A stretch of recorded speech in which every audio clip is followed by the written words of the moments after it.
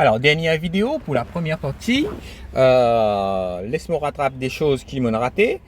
Sur la machine, moi, j'ai une coche destinée à recevoir les enroulements de compensation.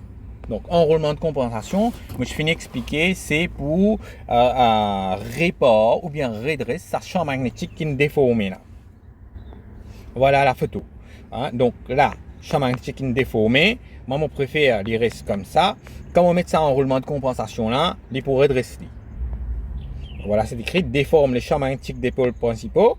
Pour annuler cet effet perturbateur, on place des bobines dans les encoches des épanouissements polaires, donc sur l'inducteur.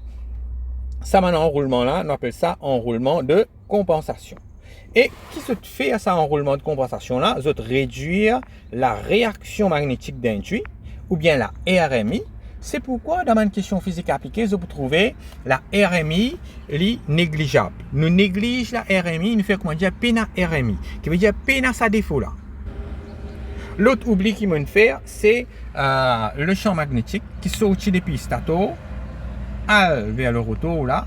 Regardez ça comment il était, comment il peut faire quand le rotor peut tourner.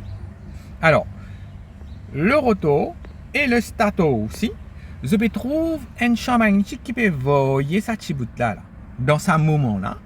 Quand le rotor peut tourner, je peux trouver un champ magnétique qui peut voyer. De fait, Puena perd par hystérésis et perd par courant de Foucault. Et à cause de ça, dans nos calculs, surtout en physique appliquée, nous vous parlons de perte collective qui est égale à perte magnétique. Voilà, perte magnétique. Ça perte là, plus perte mécanique. Donc, on a parlé de plutôt perte par courant de Foucault que perte par hystérésis ici. Autre chose que j'ai lu ici pour le collecteur, il transforme le courant alternatif dans l'induit, dans les bobinages en courant continu. Au fait, licence, direction courant. Il y a aussi agir comme un pont double alternance. On va pas casser la tête avec ça. Alors, une phrase intéressante là, il y a autant de sections. Je parle de sections tout à l'heure là. Section, alors je dessine, c'était comme ça.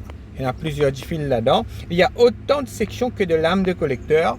Bon, une information intéressante. Qui veut dire que je suis capable de compter le nombre de lames de collecteur. Je connais combien de sections il y a dans la machine. Qui veut dire combien de petits bobinages il y a dans la machine. Ici, il y a une photo qui m'a raté. C'est que je vais trouver ici. Il y a 4 sorbons qui frottent avec le collecteur. Donc, on tire coiffe de la machine pour voir à l'intérieur ici. Alors, qu'est-ce qu'on dit sur les charbons? Trop dur, il provoque l'usure du collecteur. Si c'est trop dur, c'est cas abîme le collecteur. Trop tendre, qui va arriver là pour abîmer, là même pour puiser facilement.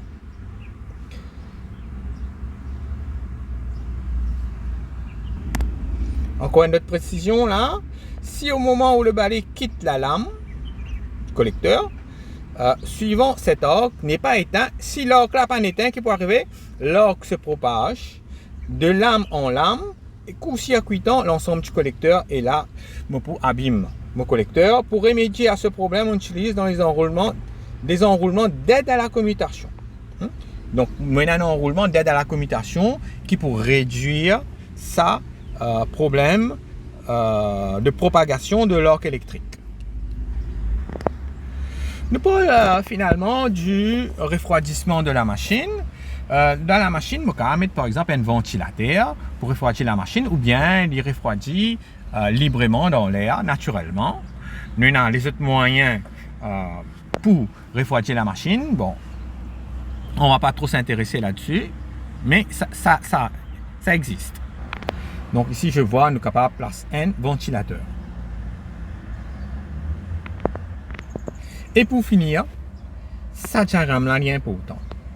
Moi, ce qui nous pourrait tenir pour le moment, moi, un premier cadran, deuxième cadran, troisième cadran, quatrième cadran. Allez, pour le moment, je me rappelle, moi, 4 cadrans.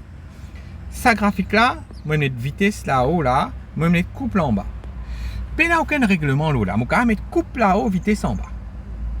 Je vais multiplier ces deux valeurs là. Ici, je vais gagner positif. Ici, je vais gagner négatif.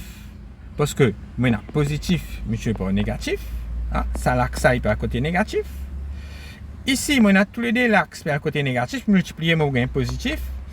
Et ici, dans le quatrième cadran, ici positif, ici négatif, multiplier mon gain négatif. Côté positif, ici et ici, mon budget la machine fonctionne en moteur. Côté négatif, fonctionne en génératrice. Ici, cadran 1 et cadran 4, la puissance, je veux dire couple, je ne sais pas vitesse, les positifs, donc fonctionne en moteur. Ici aussi fonctionne en moteur. Alors que ici, quand vous multipliez ces deux valeurs-là, coupe et vitesse, mon gain négatif, mon dire la machine fonctionne en génératrice.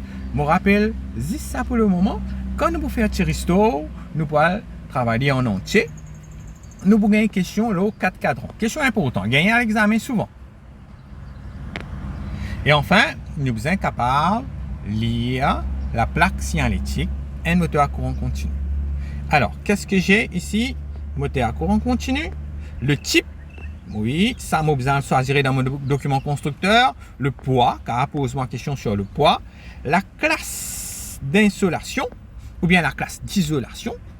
Alors, ça détermine jusqu'à quelle température, donc classe H ici, jusqu'à quelle température, ben, enroulement, bobine, sa machine là, capable d'atteindre.